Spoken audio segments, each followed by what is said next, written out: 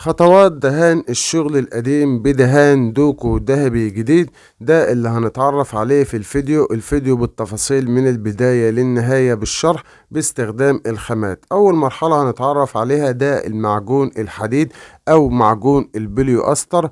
ده اللي بنستخدمه في سد مسامات الخشب اللي بتكون مكسرة أو مكان المسامير، لأن ده يا جماعة شغل قديم ومتسمر، فبنمعجن الحاجات اللي بتبقى متكسرة بنمعجنها بالمعجون البلو أستر زي ما حضراتكم شايفين. بعد ما بتنتهي بالمعجون بعد الجفاف بمدة تتراوح ما بين ساعة إلى ساعتين، بتستخدم صنفرة رقم 150، بس مش بتنعم على قد المعجون فقط، انت بتنعم الدهان القديم كله.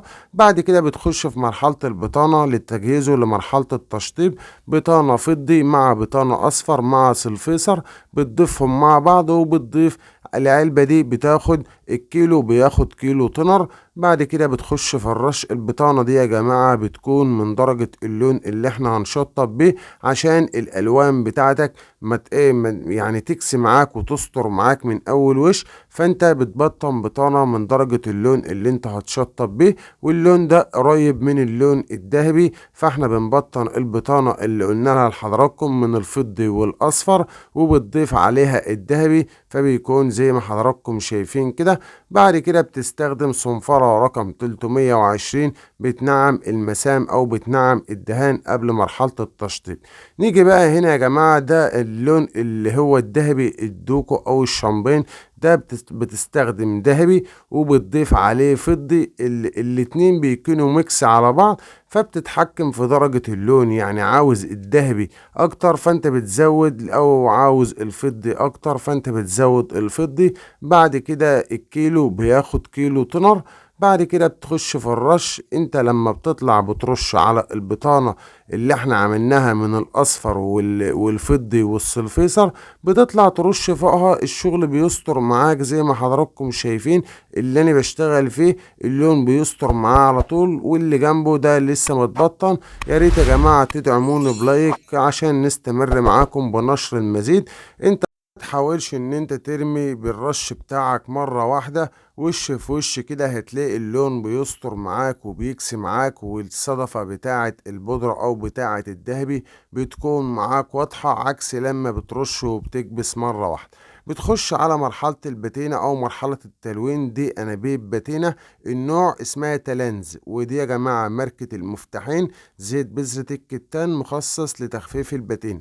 بتجيب أنبوبة الباتينة بتحط منها قطعة صغيرة، مش بتكتر زي ما واضح قدام حضراتكم. بعد كده بتحط، أنا بقفل اللون ده، الأنبوبة اللي ضفناها الأول بني، وبنضيف قطعة أسود، وبنضيف شوية من الزيت اللي هو زيت المفتاحين، وبتقلب باستخدام فرشة رفيعة. بتحط طبقة الباتينة على الدهان، وبعد كده بتفرد الباتينة على الدهان باستخدام الفرشاة باتجاه الألياف كده. فالميزة في الباتينة دي إنها هي مادة زيتية بتطول في النشفان، وفي نفس الوقت بتعرف تتحكم فيها. ده بعد الانتهاء من الباتينة بيكون غامق زي ما حضراتكم شايفين. ده الفايبر اللي بنستخدمه لإزالة الباتينة من على السطح بتاع الدهان، عشان الباتينة تكون في قلب الغاطس أو في قلب الألياف أو في قلب المسام بتاعة الدهان.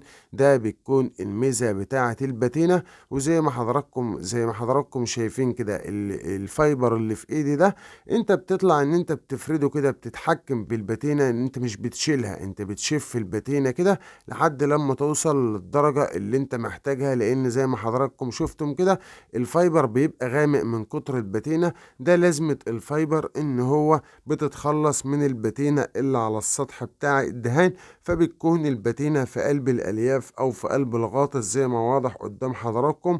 انت بتمشي الفايبر ده مرة واتنين وتلاتة لحد لما تنعم الطبقة بتاعة السطح خالص.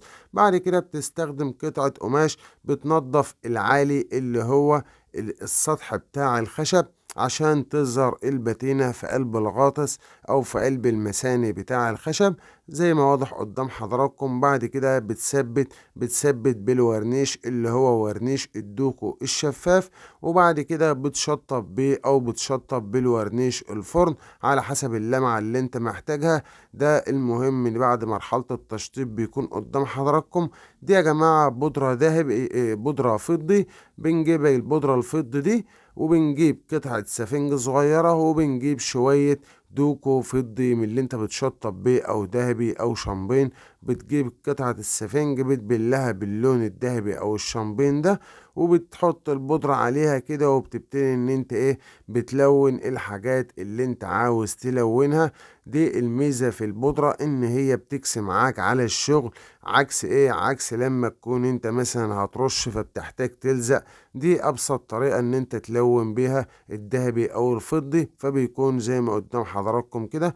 يا ريت يا جماعة اللي حابب يتعرف عن حاجة او حابب يستفسر عن حاجة يسيب لي تعليق، ونشوفكم في فيديو جديد ان شاء الله، وشكرا.